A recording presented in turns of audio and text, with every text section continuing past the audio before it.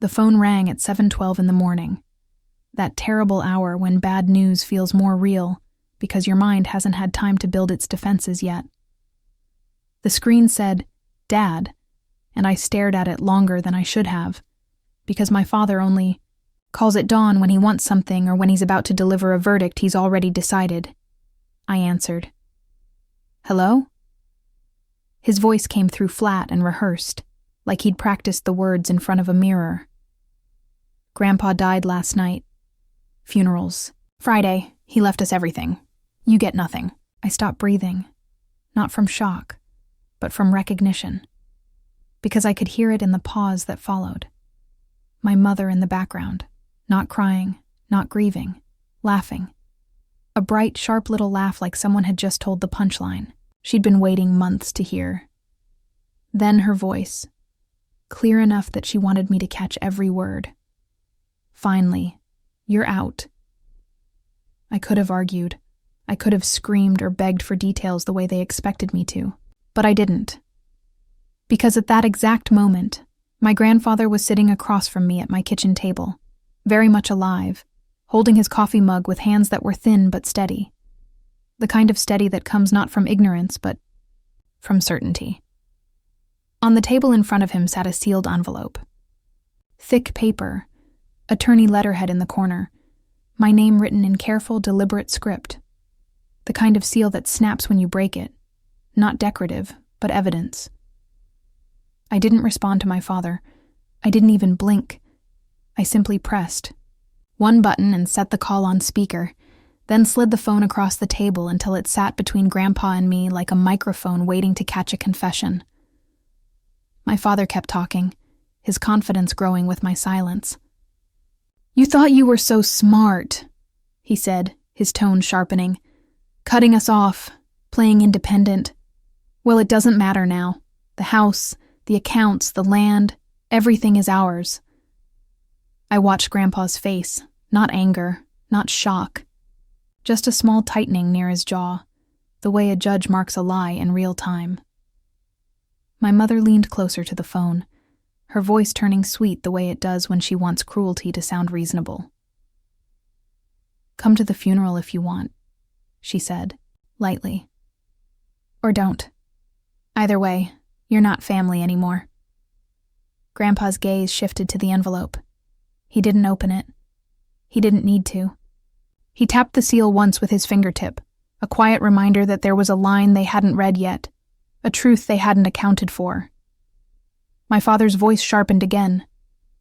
"Are you even listening?" I kept my voice steady. "I'm listening." He exhaled, disappointed I wasn't crying. "Good. Then you'll do the right thing and stay away from the attorney's office. We've already handled it." Handled it. That word made my stomach drop, because in my father's mouth, handled means paperwork and signatures and someone being cornered, when they're too emotional to read the fine print. And then I noticed something else. Small, but important. Grandpa's left hand wasn't on the mug. It was resting on a thin manila folder beside the envelope. Not thick. Not dramatic. Just one of those plain folders people use when they want the paper to tell the story, not the package. He'd come prepared. My father kept going, voice gaining momentum as he mistook my silence for defeat. "We're driving to the cabin tomorrow," he said. "We're taking inventory. We'll send you whatever personal junk you left there." My mother laughed again, lighter this time. "If there's anything worth sending." I stared at the phone screen. The call timer kept counting up, proof this wasn't a nightmare. It was documented. 13-7, 14, and then Grandpa did something that made the air in the room change. He leaned slightly, toward the phone. Not fast, not dramatic, just the slow, deliberate movement of a man deciding a door is about to close. His eyes met mine for 1 second. A question without words. "Are you ready?" I nodded once. Grandpa picked up the sealed envelope and held it at eye level, angled toward me like he was reminding me it existed for a reason.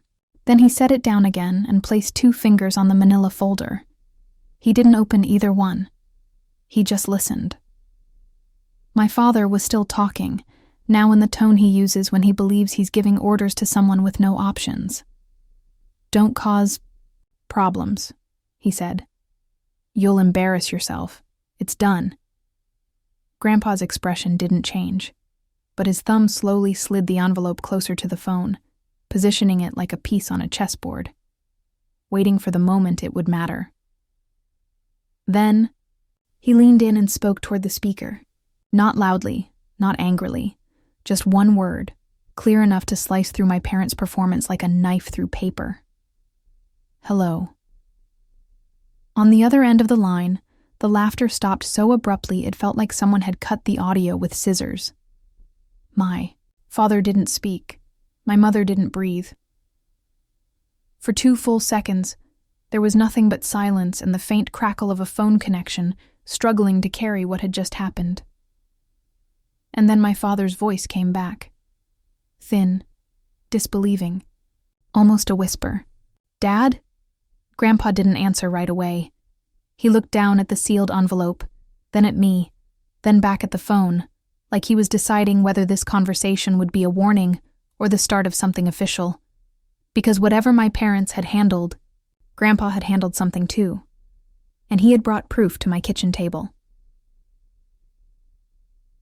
The silence that followed was louder than any accusation. For a few seconds after Grandpa said hello, the line went so quiet I could hear the small electrical hum of my kitchen light. Then my father's voice came back, thin, strained, trying to sound normal. "Dad?" My mother didn't speak at all at first. I could hear her breathing. Short, sharp inhales, like she was deciding whether to panic or perform. Grandpa didn't give them the mercy of confusion. He stayed close to the phone and spoke in the same calm tone he used when he taught me how to do things the right way the first time. "I heard everything," he said. My father tried to recover control immediately. "Dad, this is a misunderstanding," he said quickly. "We got a call. They said..." "No." Grandpa cut in, still calm. "You didn't say you got a call. You said you got everything." He paused. "Just one beat. You said she gets nothing." My father went quiet again. My mother's voice slid in next, soft and sweet, like honey poured over broken glass. "Dad, thank God," she said, almost crying on command. "We were so scared. We thought..." Grandpa didn't raise his voice. He didn't need to. "You laughed," he said. One sentence. One fact, and it landed harder than any accusation. My mother's sweetness cracked. "That wasn't..." She started, but Grandpa kept going. "I'm sitting here," he continued, "with your granddaughter at her kitchen table, with a sealed envelope from my attorney." My father's tone shifted. Less theatrical now, more urgent. "Why are you with her?" he demanded. "She's been poisoning. You against us." Grandpa's eyes met mine for a second. Then he looked back at the phone like he was speaking to strangers, not family. "I'm with her," he said, "because I knew you'd try something the moment you thought you could." My stomach tightened. Because Grandpa wasn't guessing. He was confirming. My father tried another angle. Anger, louder this time, like volume could. "Erase evidence. Are you even thinking clearly?" he snapped. "Do you know what day it is?" Grandpa didn't flinch. "It's Tuesday," he said, "and at 7:12 this morning you called my granddaughter to tell her I was dead." He paused. "And you told her to stay away from the attorney's office." I felt my pulse jump. Because that wasn't just a random threat. That was a plan. My mother's voice came back sharper now, defensive. "We said that because she causes problems. She shows up and makes scenes." Grandpa's tone stayed flat. "She shows up with documents," he said. "That's what you're afraid of." Then he did something that changed the entire temperature of the call. He didn't argue morality. He asked a procedural question. Why did your bank receive a death notification? Request at 6:48 this morning? My breath caught. I looked at Grandpa sharply, because I hadn't even known that. My father made a sound, half cough, half choke. What? He said. What are you talking about? Grandpa slid the manila folder toward me and opened it for the first time. Inside was a single printed page with a bank logo and an alert header. He tapped it once and pushed it toward the phone as if my father could see it through the speaker. This, Grandpa said, is an automated fraud alert. It came to my email at 6:52 a.m., 4 minutes after someone tried to initiate a deceased customer process under my name. My mother's voice went thin. That's not us. Grandpa didn't debate. He read the line that mattered. It lists the submitting. Contact as... He paused and looked down. My son's email. The kitchen felt suddenly smaller, because my father wasn't just running his mouth on a phone call. He'd touched a system, and systems don't care about family, they care about logs. My father raised his voice again, desperate now. That's fake, he snapped. She's showing you fake paperwork. Grandpa's eyes didn't even blink. It came from the bank, he said. Not from her. Then Grandpa leaned closer to the speaker and dropped his voice. Still calm, but colder. Here's what's going to happen, he said. At 9 a.m., I have an appointment at my attorney's office. She will be there, and this call will be played. Mother's breath hitched. My father tried to interrupt. Dad, you can't... Grandpa cut him off with a single sentence. You're done talking. There was a pause. Short, sharp, like my father couldn't process being silenced. Then my mother tried one last pivot, voice trembling in the most strategic way. Dad, please, she whispered. You're not well. You shouldn't be traveling. Let us handle it. Grandpa looked at me, then at the envelope, then back at the phone. I'm well enough to sign, he said, and well enough to revoke anything I've ever given you. Revoke. That word hit like a door slamming, because my parents had been trying to handle things for years. Access, accounts, permissions. Things that only work if Grandpa's authority is already in their hands. My father's tone turned ugly. If you do this, he hissed, you'll regret it. Grandpa didn't respond emotionally. He responded with a kind of calm that makes threats sound childish. I already regret what I tolerated, he said. Then he looked at me. Put the call on record, he said quietly. I tapped the screen. The little red timer appeared. Grandpa knew exactly what he was doing. He wanted their voices, their laughter, their certainty that I was out. He wanted it frozen in time. Because people like my parents rewrite the past the moment the future stops obeying them. My father realized it too. His voice changed instantly. Dad, he said, suddenly softer, suddenly careful. Listen. We can talk in person. Don't do this in front of strangers. Grandpa's eyes stayed steady. You already did it in front of strangers, he replied. You did it at the bank. Then he said the line that made my stomach drop again. And someone was at my cabin this morning. I went still. What? Grandpa didn't look away from the phone. Lockbox tamper alert, he said. 10 minutes ago. My father inhaled sharply, barely audible. But there. Grandpa heard it too. He leaned in and said, quiet and precise, Tell your cousin to step away from the door. The call went silent for 1 second. Then, faintly, far in the background on my father's end, I heard a different voice, panicked and fast. Hey, someone's here. Grandpa's face didn't change, mine did. Because suddenly this wasn't just a lie on a phone call. This was movement. Real time. Grandpa ended the call with one tap. Clean. Final. Then he slid the sealed envelope toward me and spoke like every word was evidence. We're going to the attorney, he said. And then we're going to the cabin. My hands were shaking as I grabbed my keys. And right as we stood up, my phone buzzed again. An alert I'd never seen before. Cabin camera. Front porch motion detected. I opened it. The live feed loaded, and there was a man on Grandpa's porch, tool bag on his shoulder, reaching toward the lockbox, while my father's cousin stood behind him, watching the road like he was waiting for us to arrive too late. The feed. Loaded in shaky bars, then sharpened. The porch camera feed came through in stuttering bursts of signal, then cleared just enough for me to see exactly what I was looking at.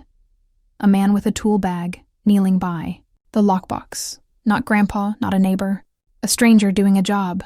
And behind him, half in frame, half hiding in shadow, was my father's cousin. The one who always knew people. Always had a friend who could fix paperwork. Grandpa stared at the screen without blinking. He didn't gasp. He didn't curse. He simply nodded once, like a man watching a trap finally catch what it was designed to catch. "Record it," he said. I hit screen record, red dot, proof. Then Grandpa did something that made my pulse spike. He reached into his pocket and pulled out a second phone. Old school, no apps, no drama. A number already saved. He called. A man answered. "On the second ring. Sheriff's office. This is Harold," Grandpa said, voice steady. "I have a live camera feed showing an attempted unlawful entry at my cabin. I'm alive. My son is falsely reporting my death." There was a pause. Then the deputy's tone changed instantly, because real names carry weight in small counties. "Mr. Carter," the deputy said. "Where are you right now?" "On my way to my attorney," Grandpa replied. "But I need a unit at my cabin. Now." Grandpa gave the address from memory, without looking at anything. Then he added one line that sounded almost casual, but I felt how sharp it was. And I want the responding unit to note this. There was a bank death notification attempt made. This morning under my son's email. The deputy didn't argue. "Understood," he said. "We're dispatching." Grandpa ended the call and looked at me. "Keys," he said. "Folder. Envelope." I grabbed everything. We got into his truck. Grandpa still drove despite my protests, and pulled out of the driveway with the sealed envelope between us like a loaded gun. On the highway, I kept the cabin feed open. The man with the tool, bag shifted, tried the lockbox again, then stood and talked to my cousin. I couldn't hear audio, but I didn't need to. His gestures were clear. "It's locked. I need a code." My cousin pointed at the door like he was done waiting. Then, worst part, the locksmith walked up to the cabin door itself, like the lockbox was just step one. Grandpa's jaw tightened for the first time. He didn't look scared. He looked offended. Not for himself, for the house, for the audacity. "People like that," he said quietly. "Don't stop when paper fails." 20 minutes later, we pulled into the attorney's parking lot. The office was calm, polished, glass door, neutral carpet, framed certificates. The kind of place where families pretend they're civilized because the walls are beige. Inside, the attorney greeted Grandpa with professional warmth, then glanced at me like she already knew my face from old stories. "Mr. Carter," she said, "I'm glad you're here in person." Grandpa nodded toward me. "She stays with me," he said. Then he placed the sealed envelope on the desk. "Before we do anything," he said, "I want my son's call recorded and preserved." The attorney's eyes sharpened. "You have the call?" I held up my phone. "Recorded," I said. "Speaker, their voices, everything." The attorney nodded once. "Good." Grandpa leaned forward, calm as stone. "Now," he said, "tell me what my son tried to file." The attorney exhaled, then pulled up her computer screen and turned it slightly so Grandpa could see. "There was an inquiry this morning," she said. "From your son. He asked whether a death certificate had been issued yet, and whether he could proceed with immediate estate administration." My stomach dropped. He asked for a death certificate. Grandpa didn't flinch. Yes, he said, like it was exactly what he'd expected. The attorney clicked again. There was also an attempted change request, she continued, to update your beneficiary contact information on 2 accounts. Grandpa's eyes narrowed slightly. Which accounts? The attorney hesitated, just a fraction, then said it. The investment account, she said, and the cabin property file. Grandpa sat back. And in that moment, I realized the truth. This wasn't about leaving me nothing. It was about locking me out fast enough that I couldn't interfere while they moved money and access. Grandpa opened the manila folder and slid the bank alert across the desk. The attorney's eyes flicked down. She read. Her expression changed. That's a fraud alert, she said quietly. Grandpa nodded. Exactly. Then he tapped the sealed envelope once. Now we open this, he said. The attorney nodded, but she was watching Grandpa carefully, like she knew. The next 5 minutes would decide whether this stayed a family conflict or became a criminal record. Grandpa broke the seal slowly. No shaking hands, no hesitation. He pulled out a letter and a second document, thicker, stamped. He read one line silently, then pushed it toward the attorney. I want this filed today, he said. The attorney read it and went still.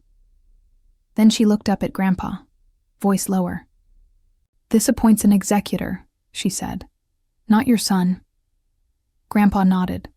And it denies him access, she added, almost as if she couldn't believe how explicit it was. Yes, Grandpa said, because I know him. My throat tightened. The attorney swallowed, then slid the document into a tray labeled urgent. Okay, she said, professional again. We can file this, but once it's filed, your son will be notified. Grandpa's eyes didn't blink. Let him, he said. Then he leaned toward her. And I want one more thing, he added. A statement on the record that I'm alive. Because he's already telling people I'm dead. The attorney nodded sharply. We can do that. She printed a form. Grandpa signed. Clean, deliberate.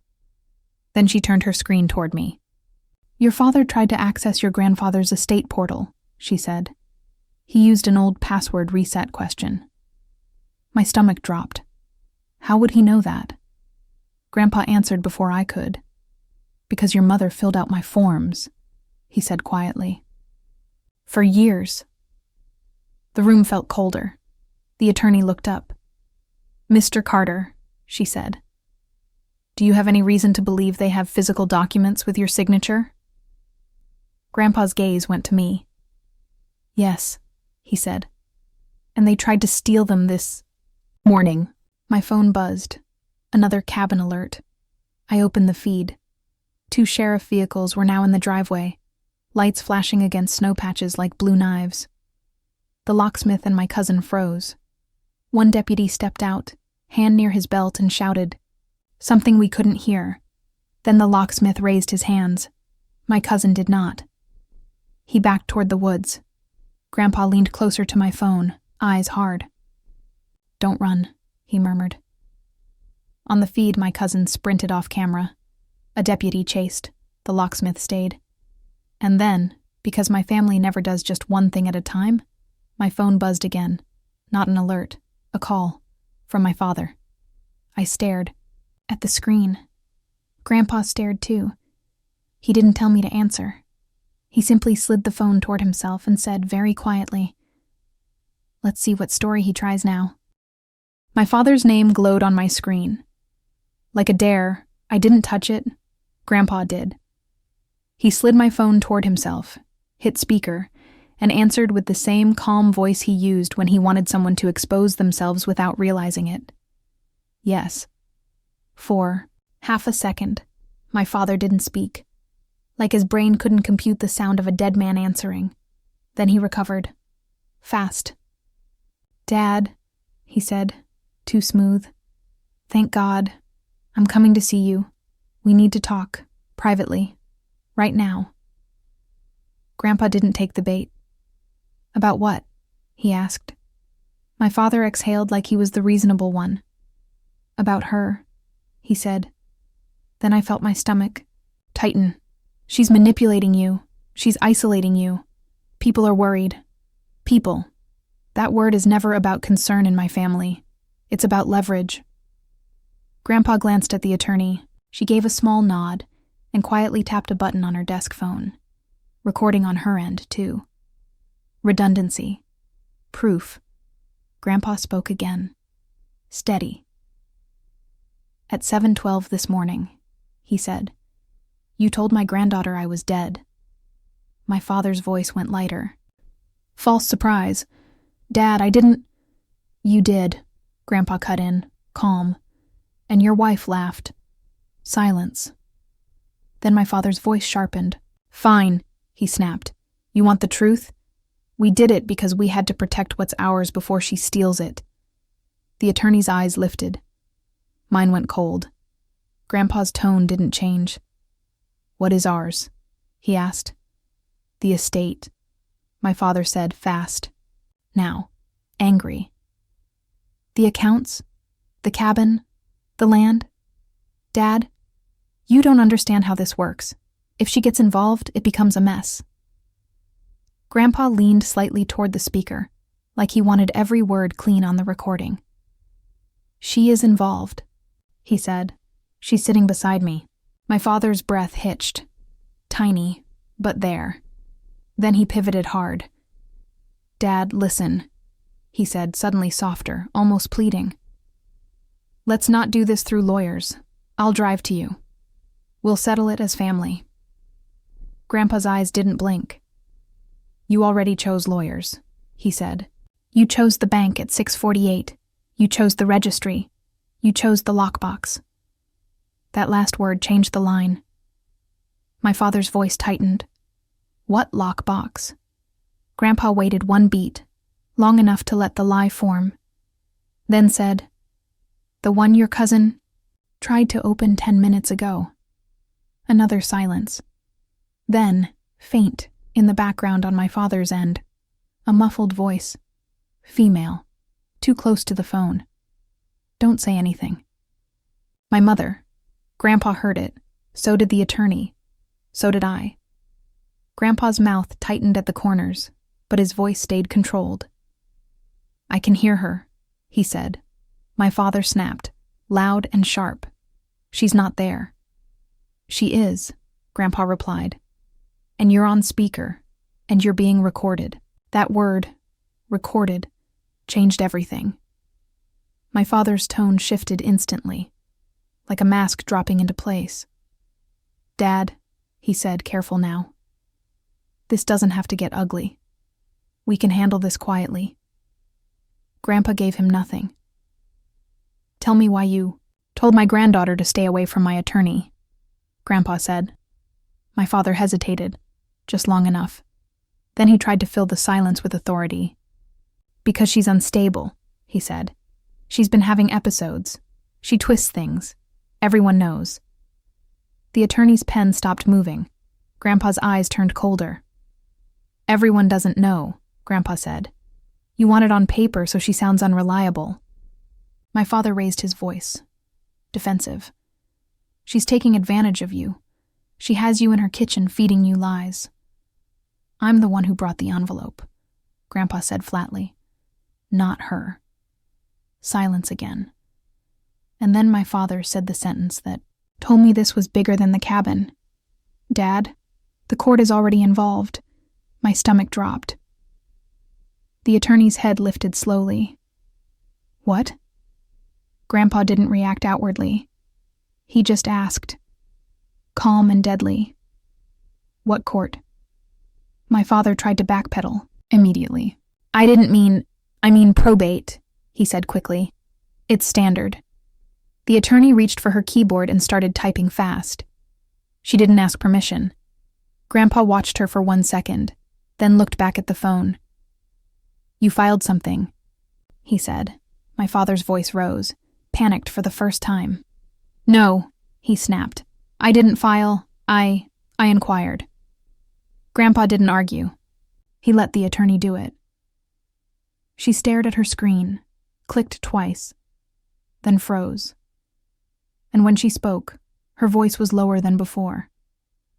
"Mr. Carter," she said to Grandpa, "there is a filing." My skin went cold. My father heard her voice on the speaker and immediately jumped in. "Don't listen to her," he barked. "That attorney works for her."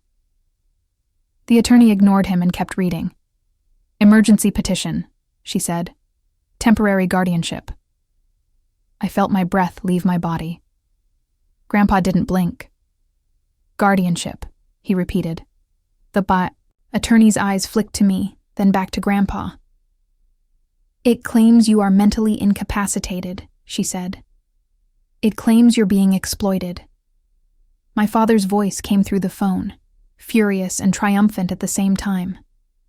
"It's for your own good," he snapped. "If you won't listen, the court will make you listen." Grandpa stared at the phone like it had become a foreign object. Then he spoke, quietly, with a calm so sharp it scared me. "You tried to declare me dead at a bank," he said, "and when that failed..." He paused. "You tried to declare me incompetent in court." My father didn't deny it. He leaned into it. "You're not thinking clearly," he hissed. "You're making decisions out of spite. The court will protect you from her." The attorney scrolled again, face tightening. "They requested an expedited hearing," she said. Today. My heartbeat turned into a drum. Grandpa turned his head slightly and looked at me. Not fear, not sadness, apology. Because he hadn't just predicted they'd try to take his property. He'd predicted they'd try to take him. Then the attorney added the line that made my stomach drop even harder. "And they listed your cabin address as your current residence," meaning they were trying to establish that he lived there, so they could control access through a court order tied to the property. Grandpa's voice stayed steady, but it went colder. "They planned this," he said. My phone buzzed again. Another alert from the cabin camera feed. The attorney glanced down at my screen and whispered, "What now?" I opened it. The sheriff units were still there. The locksmith was seated on the porch. Steps. And my father's cousin, caught near the tree line, was now being walked back toward the driveway, in cuffs. But the deputy holding him wasn't looking at the cousin anymore. He was looking down at something in his hand, a folded piece of paper. The deputy unfolded it on camera, read one line, and his posture changed. Then he lifted his radio and said something I couldn't hear. The attorney leaned closer to my phone, eyes narrowing. "What is that?" she whispered. I zoomed in until the pixels broke, and I could still make out the top line of the paper the deputy was holding. Temporary guardianship. Order, draft, a draft court order. Already prepared. Already printed. Already at the cabin. Like they were planning to serve it the moment the door opened. My throat went dry. Grandpa stared at the screen, then leaned toward the phone on the table, toward my father, still connected, on speaker, and said in a voice that was barely above a whisper, "You brought the court to my front door."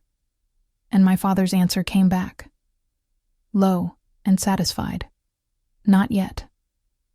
My father's voice came through the speaker, like a knife quiet, confident, calculated.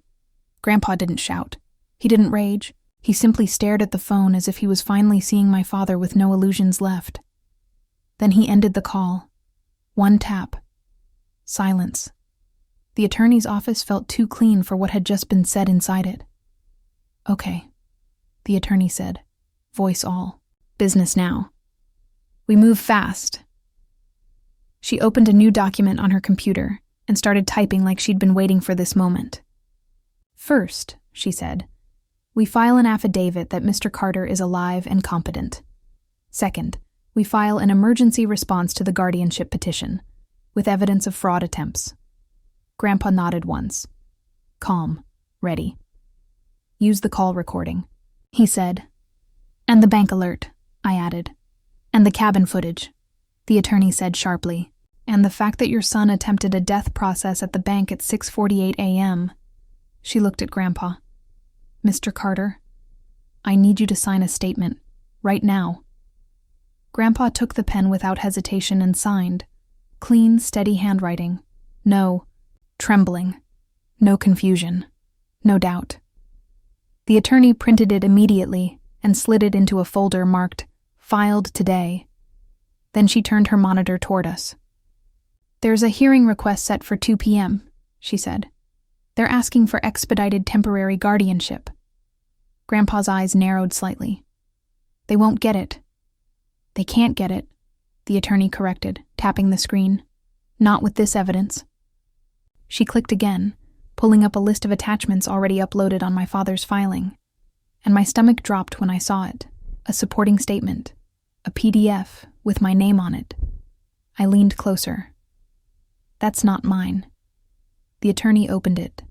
It was written like I was a predator.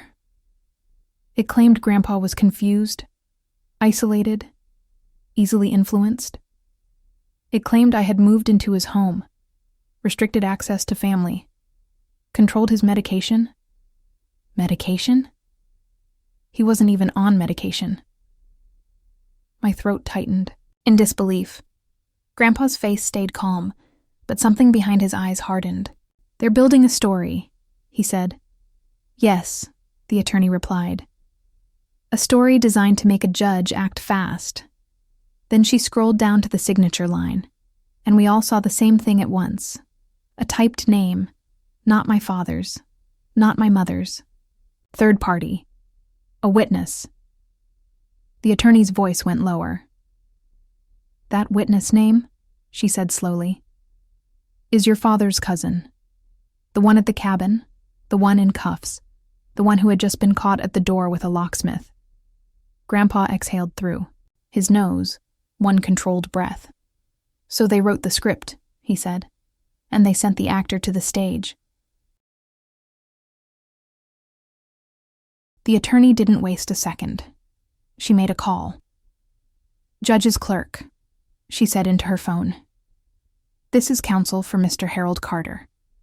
We have an emergency response to a guardianship petition that includes evidence of an attempted fraudulent death notification, active unlawful entry attempt, and live video footage. She listened, then added, Yes, I can email it now and file immediately. She hung up and looked at Grandpa. Now we go to the cabin, she said, because if they're trying to serve a draft order there, we need to cut that off physically too. Grandpa nodded. We're going. We drove back up the mountain with the sheriff's number saved and the attorney's evidence email already loaded. I kept sending everything, call recording, bank alert, screenshots of the fake filing, the lockbox tamper log, the porch cam footage. When we turned into the cabin driveway, the scene looked like the aftermath of a storm. 2 sheriff units, deputies moving calmly, the locksmith seated on the porch, pale and shaking. My father's cousin in cuffs near the tailgate, head down, and a deputy holding a clipboard with paperwork, the same deputy I'd seen on camera earlier. He saw Grandpa step out of the truck, and his eyes widened, because you don't forget the face of the man you were told was dead. Mr. Carter, he said. Grandpa nodded once. Alive, he replied. The deputy's posture shifted instantly. From routine to this is now a problem for the court. Sir, the deputy said. We recovered a printed draft order on site. He held it up. Temporary guardianship order. Draft. Who printed that? Grandpa asked. The deputy looked over at the cousin. He had it in his bag, the deputy said, along with a set of forms and a thumb drive. Thumb drive. My stomach tightened again. The deputy opened an evidence bag and showed the drive. Through the plastic.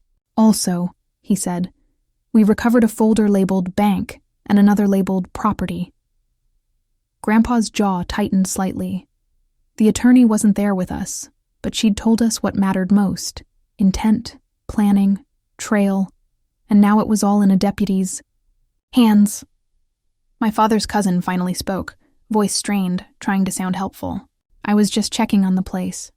They asked me to. Who asked you? The deputy cut in. The cousin hesitated. Grandpa stepped closer. Calm, but terrifying. Say his name, Grandpa said softly. The cousin swallowed, eyes darting. Then, he said it. Your son. Grandpa didn't react. He didn't need to. The deputy wrote it down. Then the deputy looked at Grandpa again and said something that made my skin prickle. Sir, your son called our station earlier asking if we'd confirm you were deceased. Grandpa's eyes hardened. He called you too. The deputy nodded. Yes. And when we told him we couldn't verify, he said he had paperwork coming. Paperwork coming. The draft guardianship order wasn't a coincidence. It was the paperwork coming. I stepped onto the porch and looked at the cabin door. The lockbox was scratched. The door frame had fresh marks where the locksmith had worked. A violation, small, but loud. Grandpa stepped up beside me and looked at the wood like it was a wound. Then he reached into his coat pocket and pulled out the sealed envelope. The attorney letter he'd kept unopened for hours. He held it out to me. Open it here, he said. Here? I whispered. Here, he repeated, where they tried to steal the ending. My hands shook as I broke the seal. Inside was a single page, simple, direct, notarized, an amendment. It didn't just deny my father access. It named him. It listed the fraud attempts as grounds for immediate restriction. It appointed the executor with explicit authority to freeze accounts and property access. And at the bottom was Grandpa's final line, handwritten, unmistakable. If anyone claims I'm dead, call the sheriff. If anyone claims I'm incompetent, play the recording. I covered my mouth with my hand, not crying, just stunned by how far ahead Grandpa had seen. The deputy read it and nodded. That, he said quietly, is about as clear as it gets. Grandpa looked out toward the trees, then back at the driveway where his cousin stood cuffed. Then he looked at me. They called you to tell you you get nothing, he said. I nodded, throat tight. Grandpa's voice stayed calm. They were right about one thing, he said. You get nothing from them. He placed a hand lightly on my shoulder. You get your life back. When we left the cabin, the deputies were still there. Collecting evidence, the executor was already being notified. The bank would receive the fraud affidavit by end of day, and the attorney would walk into that 2 p.m. hearing with a recording of my parents laughing about my grandfather's death, while he sat alive at my kitchen table. My father thought he could erase me with one phone call. Instead, he documented himself. He tried to bring the court to Grandpa's door. Instead, he brought law enforcement to his own plan. And the best part? Simple. He didn't lose because I screamed. He lost because I stayed calm long enough for the truth to become a file. If you've ever been told you're out, that you don't matter, that the people who were supposed to love you have already moved on, without you, listen to me, you are not erased by their words. You are not diminished by their lies. Sometimes the kindest thing you can do for yourself is sit quietly, gather the truth, and let the people who underestimated you bury themselves in their own certainty. Stay for the next story. Because I promise you, the ones who rise from nothing are always the ones worth listening to.